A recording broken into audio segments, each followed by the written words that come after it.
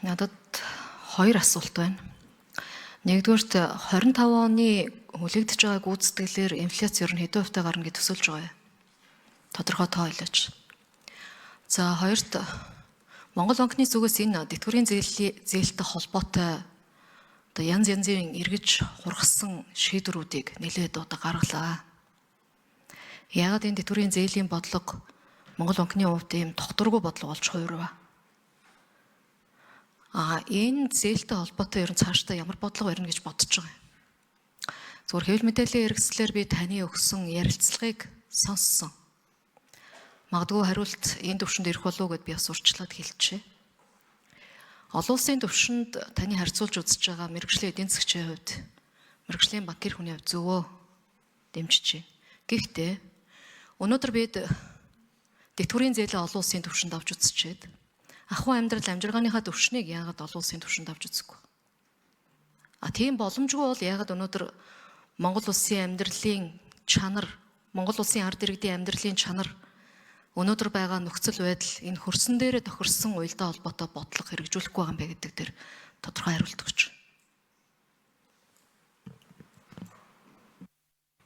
За хариулт 3 номер. За өрн жигшүүний асуултанд хариулъя. Тэгээ инфляц оны эхний хагасд бол Монгол банкны бодлогын одоо тэр зорилтод хүрээнд байсан. За сая 8 сарын инфляц арай зорилтоос дэш өндөр гараад эхэлж байгаа. За энэ нь бол шинэ хүнсний ногооны одоо үн ханшны нөлөө бол ингээ улирлын шинжтэй маягаар орж ирсэн гэж харж байгаа. За оны төгсгөлд бол инфляц бол энэ 8% яг энэ хүрээнд бол гарна гэж Төв банкны зүгээс харж байгаа. Оны төгсгөл рүү бол инфляц бас ингээ буурах юм бас хандлага суур үеийн нөлөө бас байгаа. За тэргээр бол 8% гарна. За 26 онд бол мэдээж энэ 8% докторжуулаад 27 оноос бол биднес голчоо 5 нэмэх хас 2 буюу ер нь бол дээд одоо голчийн дээд хэсэг нь бол 7 руу орж ирнэ. Энэ лүү ингээ докторчно гэж харж байгаа. За тэтгэврийн зээлтэй холбоотойгоор тэтгэврийн зээл, тэтгэвэр барьцаалсан зээл одоо ер нь орлого барьцаалсан гэдгээр цалин барьцаалсан, за эсвэл хадгаламж барьцаалсан. За энэ зээлийг бол олон улсад бол яг хэрэглээний зээл гэж явдаг. За энэ тэтгэврийн зээлтэй холбоотой өмнө нь бол бас нэлээд олон тийм улс төрийн шийдвэрүүд ч гэсэн гарч ирсэн. За бас тэтгэврийн зээлийг тэглэж ирсэн юм тохиолдол байгаа. За тухайн үед бол нийт тэтгэврийн зээлийн хэмжээ бол 700 тэрбумаар л хэмжигдэж ирсэн. За тэгээд 700 орчим тэрбум төгрөгийн ийм тэтгэврийн зээлийн үлдэгдлийг бол одоо тухайн үед бол тэглэж ирсэн. За тухайн үед бас хууль эрх зүйн талууд дээр өөрчлөлтүүд орж ирсэн. Ялангуяа тэтгэврийн зээлийг бол одоо тодорхой 6 сарын хугацаатайгаа жилдээ нэг удаа олгонч гэдэг юм уу тийм хуулийн заалт бас үйлчилж ирсэн. За тэр хуулийн заалт дараа нь бол ковидын үйл багахгүй болоход бол хамт хүчингүй болж ирсэн. За тэгээд ер нь бол энэ хэрэглээний зээл гэдэг зүйлээрээ ерөнхий стандартад бол оруулж өгч ирсэн. За мөн гэр бүл хөдөлмөр нийгмийн хамгааллын яамнаас энэ тэтгэврийн зээлийг бол тухайн үед бол Монгол банкнд одоо хүсэлт гаргаж байхад бол нийт өрийн үлдэгдэл нь 2.1 их 80 болж байна. За энэ нь бол бусад хэрэглээний зээлээс бол маш өндөр өсөлттэйгээр нэмэгдэж байгаа учраас энэ дээр бол одоо бас тодорхой хэмжээнд анхаарахгүй бол энэ асуудал бол цаашаа хүндрэх магадaltaй байна гэдгээр хүсэлт тавьж ирсэн учраас Монгол банк бол хэрэглээний зээлийг бусад зээлтэй адилтгаж одоо хэрэглээний зээлийн ерөнхий зохицуулалтанд оруулсан. За дараа нь бол мэдээж бас тодорхой хүсэлтүүд гарсан учраас за дээр нь одоо мөн их хурал дээр ч гэсэн энэ асуудал хөндөгдөж ирсэн учраас бол Монгол банкны хувьд бол энэ тэтгэврийн зээлийг одоо хэрэглээний зээлийн ерөнхий зохицуулалтаас гаргасан баг. Тэгэхээр бол оруулаад гаргасан ийм зүйл гарсан. За өмнө нь бол одоо хэрэглээний зээл бол одоо 70-30-ийн харьцаатай явсан. Дараа нь 60-40 болж хатууруулж ирсэн. За өнөөдрийн байдлаар бол хэрэглээний зээлдүүдийг ерөнхий одоо зохицуулалт бол өр орлогын харьцааг 50-50 гэдгээр явж байгаа. Тэгээд 50-50 гэдэг харьцаагаар явхад бол тэтгэврийн зээл бас их хүндэрч байгаа гэдэг утгаараа бол гаргасан. За ер нь бол олон улсад бол тэтгэврийн зээл гэдэг ойлголт байдгүй. За ер нь бол ийм зээл бол бүтээгдэхүүлчлэгээ байдгүй. За ялангуяа зүгээр Энэтхэг гэдэг юм уу, Индонез гэдэг юм уу, Бразил гэсэн ер нь жоохон тийм ядуу буурай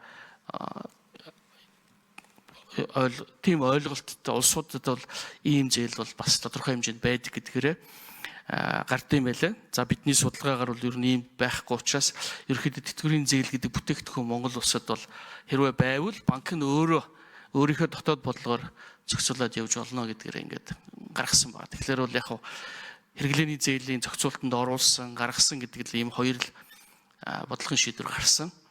За одоо бол ерөнхийдөө банкуд бол өөрийнхөө бодлогын хүрээнд бол энэ зээлийг олгоод явж байгаа. Өөрийн төвийг шууд тодруулсан уу? За эхний асуултан дээр тодруулъя. Төсвийн 1000 орооноос төсвийн төслийг хилцүүлэг хийх явцад сангийн яамны төрийн нарийн бичгийн даргын зүгээс инфляцийн хүлээгдэж байгааг гүйцэтгэлийг 9.5 гэдэг тоо хэлж байсан. 5 бол 8 гэж байна. Тэгэхээр энэ оны төгсгөлд ер нь манай инфляц хэд байх юм бэ? Энийг нэг тодорхой бодиттой гаргаж өгч. Яагаад гэвэл бид хуулиараа энэ оны төсвийн 25 оны гүйцэтгэл дээр инфляцийн түвшиндээ уялдуулж тэтгэвэр тэтгэмжийг нэмэх хуулийн үүрэгтэй. Тийм учраас энэ тодорхой тоо байх хэрэгтэй байна. Нэг. Хоёрдугаарт тэтгэврийн асуудлаар олон улсын түвшинд харьцуулаад ингээд банкнууд өөрсдөө шийдээгээд гаргачлаа гэж. Би бол энэ шийдвэрээс чинь болоод өнөөдөр цалингийн зээлийн хүүнээс бага байсан тэтгэврийн зээлийн хүү өнөөдөр цалингийн зээлээс өсчлөө. Тэгээ энэ бодлогыг яагаад орхигдуулж байгаа юм бэ?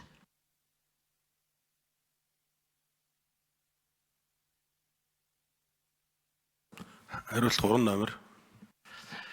За яг инфляц яг точны тоо гэвэл ер нь 8%-тай гарна гэж Монгол банк бол итгэлтэй байгаа. За 2023 оны сүүлийн хагасаас инфляц ингээ нэг оронтой тоонд орсон.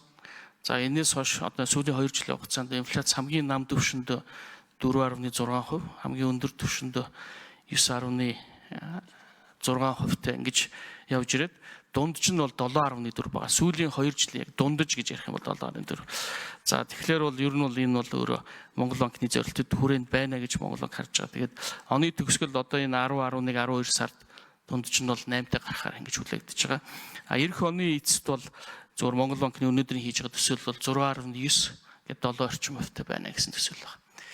За тэтгэврийн зээлтэй холбоотойгоор тэр хугацааны асуудал дээр бол ер нь бол Монгол банк бодлого гаргадаг ийм институт. Бодлогын Гүйцэтгэж хариулъя 3 номер. За бодлогын институт тэрнээс арилжааны банкны яг дотоод үйл ажиллагаа тэр бүтээгдэхүүн үйлчилгээнийх нь хүү гэдэг юм уу? Тийм хүүтэй байх хэвээр, тийм хугацаатай байх хэвээр тэгэх ёстой гэж бүх дотоод үйл ажиллагаанд оролцдог учраас банк болгон өөрийн л нөхцөл юугаа тавьж бүтээгдэхүүн үйлчилгээг үзүүлж байгаа.